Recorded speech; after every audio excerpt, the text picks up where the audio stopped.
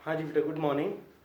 Journal entries में अब तक दो सेक्शंस अपन डिस्कस कर चुके हैं कि जर्नल एंट्रीज रिगार्डिंग कैपिटल, कि अगर कैपिटल लगाई जाए बिजनेस में ओनर द्वारा तो ऐसी सिचुएशन में जर्नल एंट्रीज क्या होंगी, ये अपन ने डिस्कस कर लिया है। और फिक्स असेट्स, स्थायी संपत्ति के बारे में बिजनेस में जो भी ट्रांजैक्शंस होते हैं खरीदने पर बेचने पर, ये सारी जर्नल एंट्रीज अब तक अपन डिस्कस कर चुके हैं। तो आज अपन अपना तीसरा सेक्शन शुरू करेंगे जर्नल एंट्रीज में, journal entries related to purchase of goods. ठीक है जी, journal entries related to purchase of goods. सबसे पहली बात तो ये कि गुड्स होते क्या हैं। देखिए, किसी भी बिजनेसमैन के लिए गुड्स वो चीज है जिसमें वो डील करता है। डील करने का मतलब है जिस चीज की खरीद बेच करता है। अब स्टेशनरी वाले के लिए कॉपी, किताब, पेन, पेंसिल, ये सब चीजें क्या हो जाएंगी, गुड्स हो जाएंगी। मोबाइल फोन सेलर के लिए क्या हो जाएंगे, गुड्स। मोबाइल फोन उसके लिए गुड्स हो जाएंगे। स्पोर्ट्स मटेरियल को बेचने वाले जो भी खेलकूद का सामान बेचते हैं उनके लिए खेलकूद का सामान क्या है, गुड्स है। तो जी, गुड्स जो हैं वो चीज होती है जिसमें बिजनेसमैन डील करता है। अब जो सामान वो बेचेगा उसको खरीदना भी तो पड़ेगा, कहीं ना कहीं से तो वो खरीद करके उसको लेकर के आएगा ही आएगा।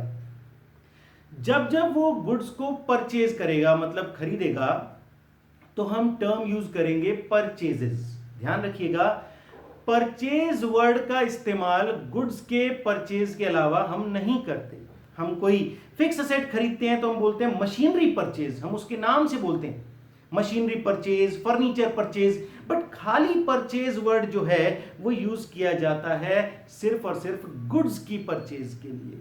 ठीक है जी, तो ध्यान रखिएगा, परचेज वर्ड का इस्तेमाल सिर्फ और सिर्फ गुड्स के लिए किया जाएगा, उसके साथ और कुछ नहीं जोड़ेंगे हम जर्नल एंट्री में। ठीक है जी, शुरू करते हैं। सबसे पहली बात, आज का अपना topic journal entries related to purchase of goods.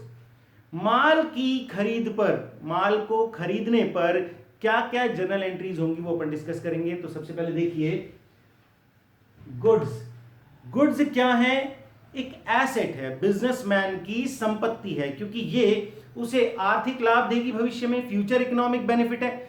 Goods जितने में खरीदा है उससे ज्यादा में बेच करके बिजनेसमैन बेनिफिट लेगा। ठीक है जी, तो ये एक करंट एसेट है। ठीक है जी, अपन ने असेट्स में पढ़ा था, असेट्स नॉन करंट होती हैं और करंट एसेट्स होती हैं। करंट एसेट्स वो होती हैं जो कि एक साल में कैश में परिवर्तित हो जाएंगी, रोकड़ में परिवर्तित हो जाएंगी। अब माल हमने रखने के लिए थोड़ी खरीदा है, माल तो हमने बेचने के लिए खरीदा है। गुड्स क्यों परचेज किए हैं, ताकि मैं इन्हें जल्दी से जल्दी बेच करके कैश में कन्वर्ट कर लूं। तो एक साल के अंदर अंदर ये जो गुड्स हैं ये कैश में कन्वर्ट हो जाएंगे, कैश में बदल जाएंगे, इसीलिए इन्हें हम करंट एसेट बोलेंगे। ठीक है जी। फिक्स एसेट्स वो होती हैं जो कि बिजनेस में यूज करने के लिए खरीदी होती हैं, जैसे फर्नीचर और अपना बिल्डिंग है और अपनी मशीनरी है। ये सब फिक्स एसेट थी जिनकी चर्चा अपन पहले कर चुके हैं। तो ध्यान दीजिएगा बेटा, सबसे पहली बात, गुड्स जो है, माल जो है वो क्या है, बिजनेसमैन के लिए एक एसेट है, एक संपत्ति है।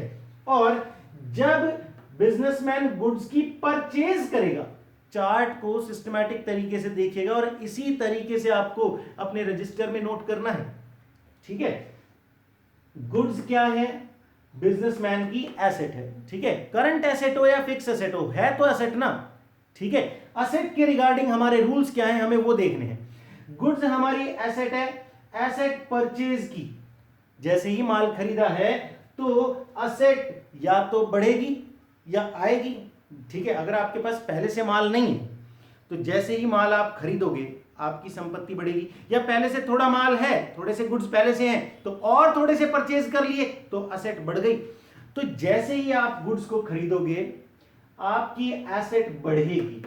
ठीक है, गुड्स क्या है, एसेट है, परचेज करने पर ये बढ़ेंगे। और जब एसेट्स बढ़ती हैं तो होती हैं डेबिट। ठीक है जी, AE और LIC अपना रूल चलता है, assets expenses and losses. Assets और एक्सपेंसेस एंड लॉसेस जो है वो बढ़ते हैं तो क्या होते हैं, डेबिट, और घटते हैं तो होते हैं credit. LIC liability, income and gain और कैपिटल, ये बढ़ते हैं तो क्रेडिट और घटते हैं तो डेबिट। ये आपको स्टार्टिंग क्लास में भी मैंने बताया था। तो अब जरा ध्यान दीजिए, गुड्स क्या है, असेट है। असेट परचेज करी है आपने, परचेज करने पर ये असेट बढ़ेगी तो हो जाएगी डेबिट। ठीक है जी। तो जब जब आप गुड्स को परचेज करेंगे तो परचेज होगा डेबिट। परचेज शब्द किसके लिए, माल की खरीद के लिए। तो जैसे ही हम परचेज करेंगे गुड्स को, हम परचेज को डेबिट कर देंगे। ठीक है जी। चलिए अब देखिए, गुड्स की जो परचेज है वो कितने तरीके से हो सकती है। जैसे बेटा फिक्स असेट को हम अलग अलग तरीके से परचेज कर सकते थे, कैश में, उधार में, या थोड़ा कैश थोड़ा उधार, वैसे ही गुड्स को, माल को भी हम इसी तरीके से परचेज कर सकते हैं। देखो परचेज कर रहे हैं गुड्स की, कैसे, आप पेमेंट कर सकते हो। माल खरीदा, ले भाई तेरा भुगतान, ले जा, हाथों हाथ निपटारा कर दिया आपने। तो जी माल खरीदा है आपने, पेमेंट अगर किया है तो आप पेमेंट कैश में कर सकते हैं या पेमेंट आप कर सकते हैं चेक से। ठीक है जी। आप गुड्स की परचेज पर पेमेंट कर सकते हैं या तो कैश में या चेक से। तो ऐसी सिचुएशन में निपटारा हाथों हाथ हो जाएगा। आपने गुड्स खरीदे और आपने पेमेंट कर दिया। दूसरी सिचुएशन ये हो सकती है कि आपने गुड्स को परचेज तो किया बट पेमेंट नहीं की। ये क्रॉस का मतलब है पेमेंट नहीं की। चलिए अगर आपने पेमेंट नहीं की और माल खरीद लिया है, गुड्स खरीद लिए हैं, तो आपने एक तरीके से उधार खरीदा है क्रेडिट बेसिस पर, परचेज किया, पेमेंट नहीं करी, तो मतलब उधार खरीदा है। और उधार खरीदा है तो क्वेश्चन में, रियलिटी में तो आपको पता रहता है कि आपने किससे उधार खरीदा है, पर क्वेश्चन में हो सकता है कि आपको पर्सन का नाम दिया हो या हो सकता है कि पर्सन का नाम नहीं दिया हो। दोनों ही सिचुएशंस अपने साथ हो सकती हैं। तो ऐसी सिचुएशन में क्या करेंगे, ऐसी सिचुएशन में क्या करेंगे अपन डिस्कस कर लेंगे अभी जब एग्जांपल्स करेंगे इसके।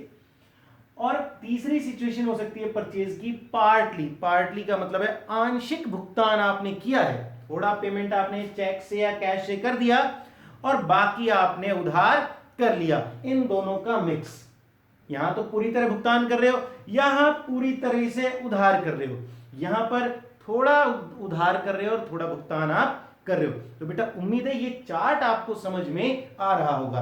तो सबसे पहला काम आपको ये करना है कि आप इस चार्ट को उतारेंगे और उसके बाद मैं आपको कुछ एग्जांपल्स इससे रिलेटेड समझा रहा हूं जो कि परचेज ऑफ गुड्स से रिलेटेड है। चलिए आप इसको नोट डाउन कीजिए, मैं फिर इसको रब करता हूं।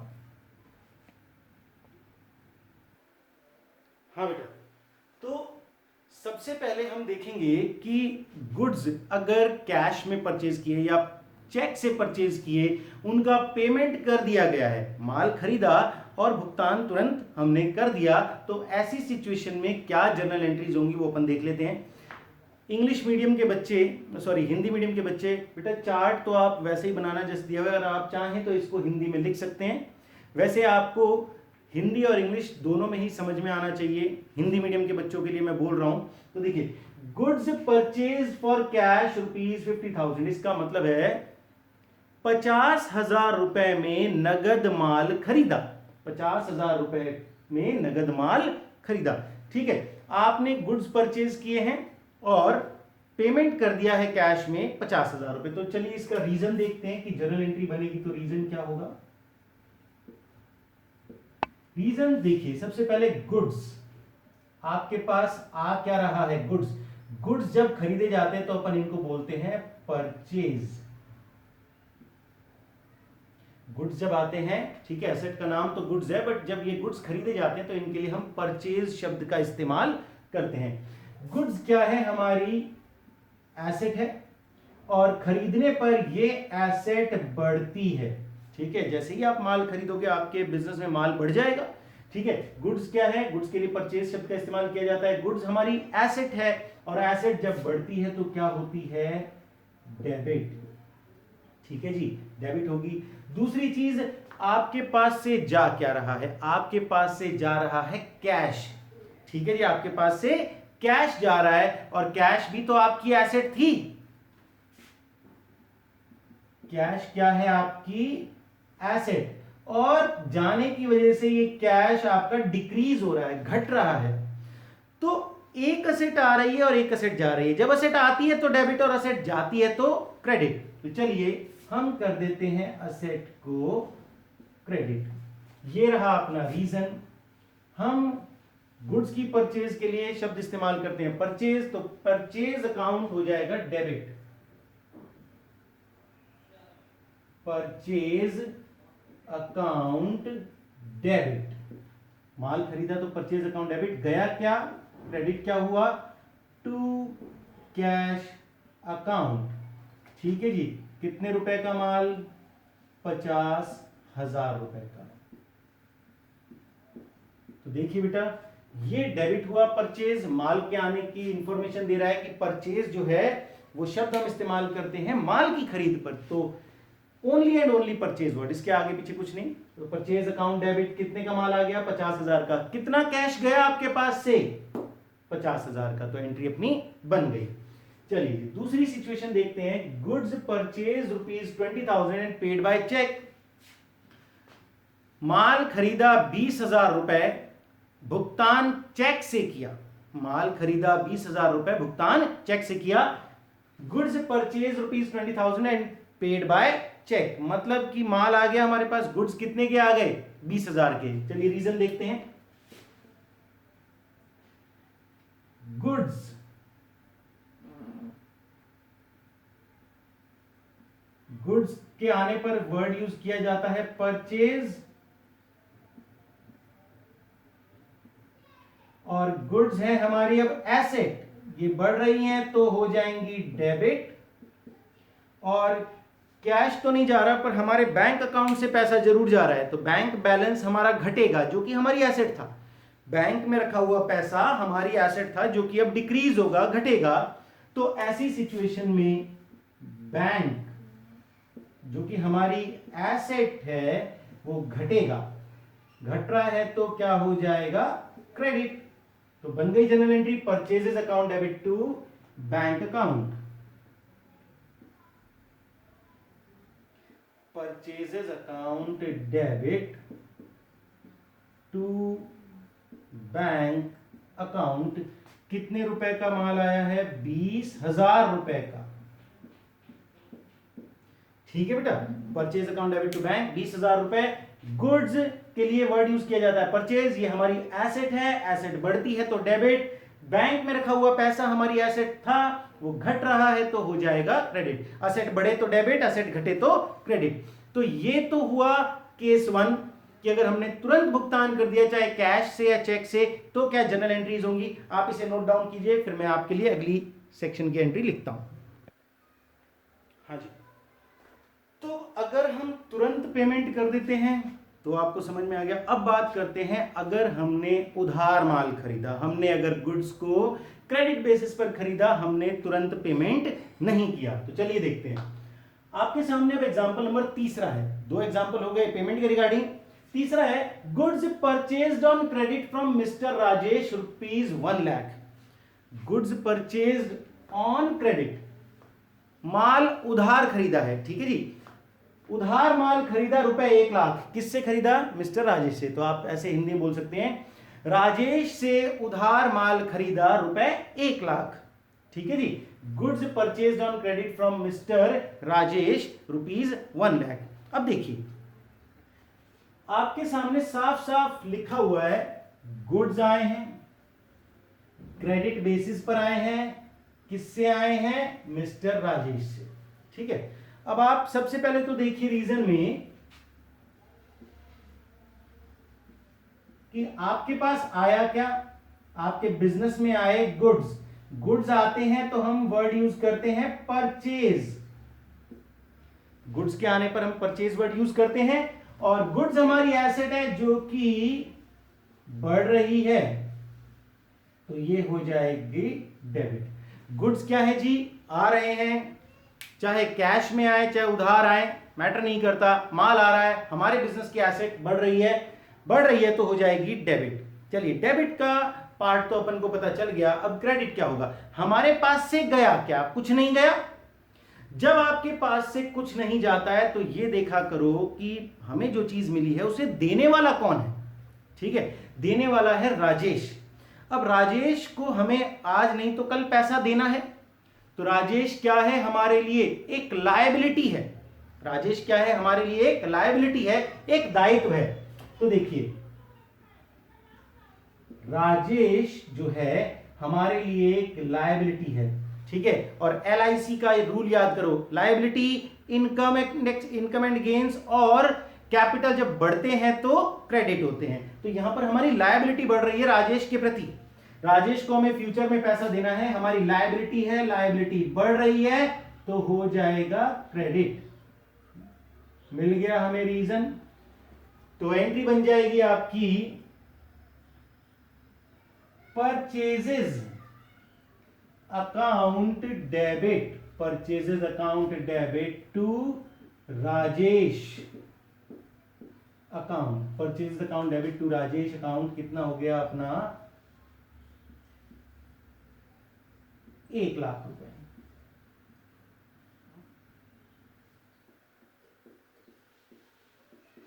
ठीक है जी। मैं फिर से बता दूं कि गुड्स के खरीदने पर हम परचेज वर्ड का इस्तेमाल करते हैं, तो इसलिए purchases account debit to Rajesh हमारी जर्नल एंट्री बन गई है। चलिए अब देखिए आगे, आगे आपको कहा गया goods purchased on credit ₹50,000। Goods purchase किए हैं, माल खरीदा है, उधार खरीदा है, उधार माल खरीदा कितने का 50,000 रुपए का जी, उधार माल खरीदा रुपए 50,000। यहां पर हमने माल किससे खरीदा है उसका नाम हमें क्वेश्चन में नहीं दिया हुआ।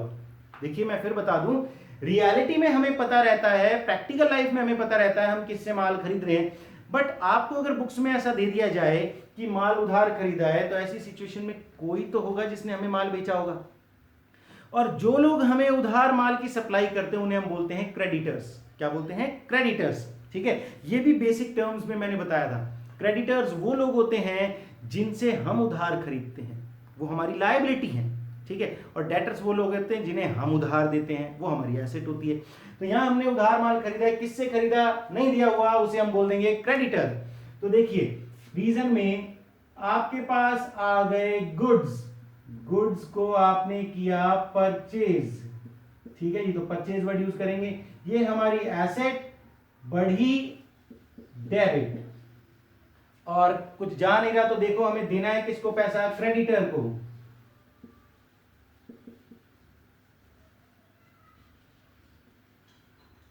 क्रेडिटर हमारे लिए एक लायबिलिटी है, दायित्व है, ये दायित्व बढ़ रहा है तो हो जाएगा क्रेडिट। ठीक है जी, तो अब जर्नल एंट्री अपनी बनेगी purchases account debit to creditor account. कितने रुपए? 50,000 रुपए। क्रेडिटर वो व्यक्ति या वो संस्था जिससे हमने उधार लिया है उसके प्रति हमारा दायित्व बनेगा। चलिए जी, ये एंट्री हो गई। गुड्स परचेज किए थे क्रेडिट बेसिस पर, नाम नहीं दिया हुआ था, हो गई एंट्री अपनी। तीसरा दिया हुआ है गुड्स परचेज फ्रॉम सुनील ₹25,000। अब देखो इसमें और तीसरे में डिफरेंस क्या है, यहां भी गुड्स परचेज है, यहां भी गुड्स परचेज है। ठीक है, फ्रॉम राजेश, यहां from Sunil, but credit word यहां पर नहीं दिया हुआ। ध्यान दीजिएगा, अगर आपको यह बोला जाए कि कुछ खरीदा है किसी से और उसके साथ कैश वर्ड नहीं दिया हो, सिर्फ पार्टी का नाम दिया हो, ठीक है, जैसे दिया है गुड्स परचेज फ्रॉम सुनील, ठीक है, तो ऐसी सिचुएशन में यही माना जाएगा कि सुनील से हमने उधार माल खरीदा है। ध्यान रखिएगा, यहां पर तो साफ साफ क्रेडिट वर्ड यूज किया ही हुआ था, तो डाउट के कोई चांस ही नहीं थे।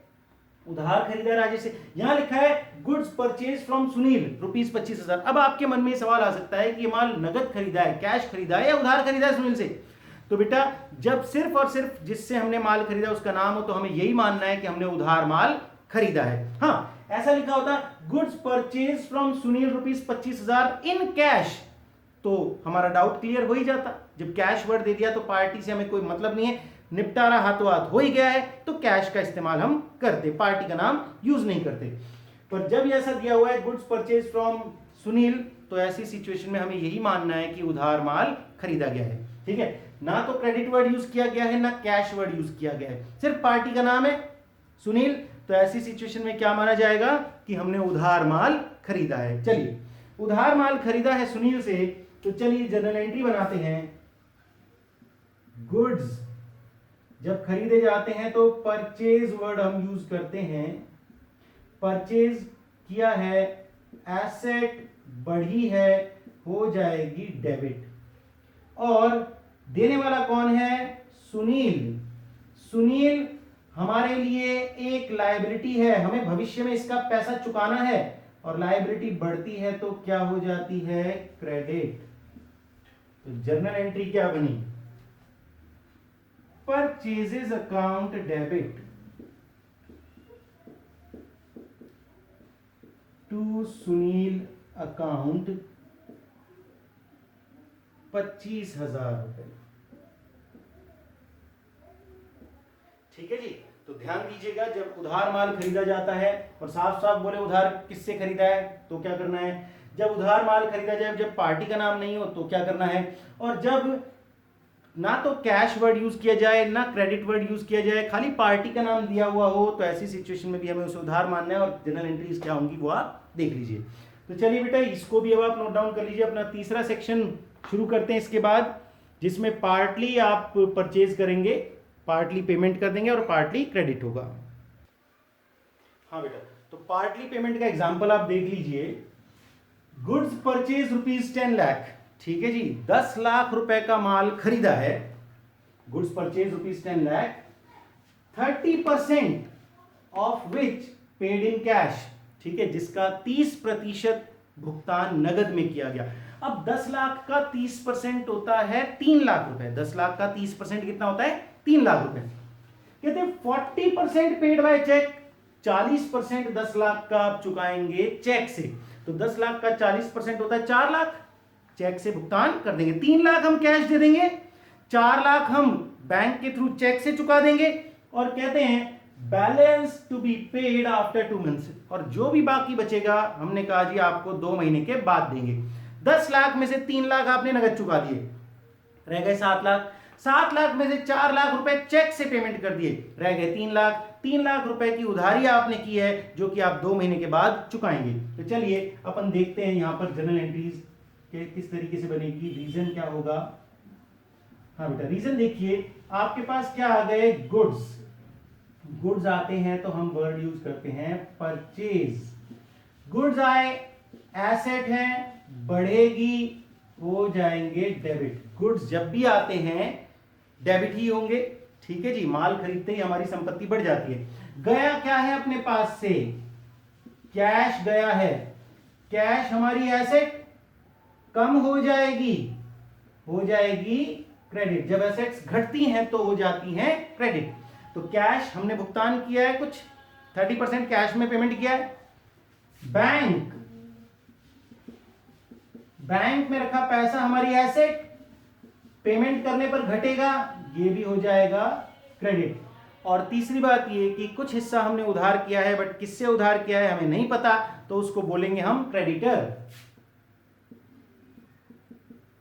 क्रेडिटर, क्रेडिटर हमारे लिए एक लायबिलिटी है, लायबिलिटी बढ़ रही है, लायबिलिटी बढ़ती है तो क्रेडिट। तो जी मिल गया हमें हमारी जर्नल एंट्री का रीजन। ठीक है, माल आया, परचेजेस अकाउंट डेबिट। कितने का माल आया? 10 लाख रुपए का माल आया है।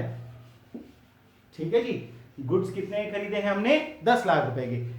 पेमेंट किया गया कैश से, थोड़ा सा कैश गया टू कैश अकाउंट। कितना कैश दिया है हमने? 10 लाख का, 10 लाख का 30% हमने दिया है कैश में। 10 लाख का 30% हो गया 3 लाख रुपए। 3 लाख रुपए हमने पे कर दिए कैश में। टू बैंक अकाउंट, चेक से पेमेंट किया है 10 लाख रुपए का 40%, और 40% हो गया जी 4 लाख रुपए। ठीक है जी, 10 लाख का 30% कैश में हम दे रहे हैं, 40% चेक से दे रहे हैं। बाकी बचा कितना? 10 - 7, 3 लाख बचे, तो 3 लाख की उधारी। Creditor to creditors account 3 lakh रुपए। उम्मीद है समझ में आ गया होगा बैलेंस कैसे निकला 3 लाख रुपए। तो जी ये होगी आपकी जर्नल एंट्री पार्टली पेमेंट की। 10 लाख का माल आया, 10 लाख के माल को खरीद करके आपने अपनी एसेट बनाया तो एसेट डेबिट होती है। गया क्या, कैश 3 लाख रुपए, चेक से पेमेंट गया 4 लाख रुपए, दोनों एसेट कम हुई तो हो जाएगा क्रेडिट। और तीसरा आपकी लायबिलिटी बढ़ रही है 3 लाख रुपए से, तो लायबिलिटी बढ़ती है तो क्या हो जाता है, क्रेडिट। तो उम्मीद करता हूं कि आपको समझ में आ गया होगा। कोई डाउट हो तो बेटा फोन कर लेना। ठीक है, तो आज के लिए इतना ही रखते हैं, कल अपन सेल की बात करेंगे।